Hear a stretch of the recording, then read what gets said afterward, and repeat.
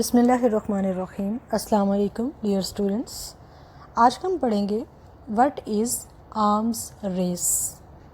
Arms race دو یا دو سے زیادہ اسٹیٹس کے درمیان ایک ایسی کمپیٹیٹیو اسٹرگل ہے جس کا مقصد ہے کہ دونوں اسٹیٹس اپنی ملٹری اسٹرینتھ کو بلڈ اپ کر کے اپنی سیکیورٹی کو امپروو کریں ان ریلیٹیو ٹرمز۔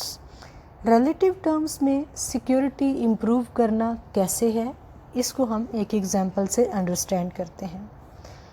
اگر اسٹیٹ اے کوئی ملٹری ویپنز ایکوائر کرتی ہے یا کوئی ایسا ملٹری ایکوزیشننگ پروگرام سٹارٹ کرتی ہے تو اسٹیٹ بی اسٹیٹ اے کے اس ایکشن کو اپنے لیے ایک وار تھریٹ کنسیڈر کرتی ہے۔ اسٹیٹ بی یہ ایزیوم کرتی ہے کہ state A is preparing for war.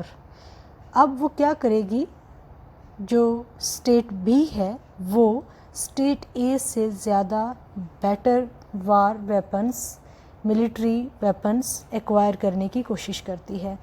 اب اسٹیٹ بی کا یہ ایکشن سیم کانسیکوینسز لے کر آئے گا اسٹیٹ اے کے لیے، اور اسٹیٹ اے اب اسٹیٹ بی کے اس ایکٹ کو اپنے لیے ایک پوٹینشیل تھریٹ کنسیڈر کرے گی۔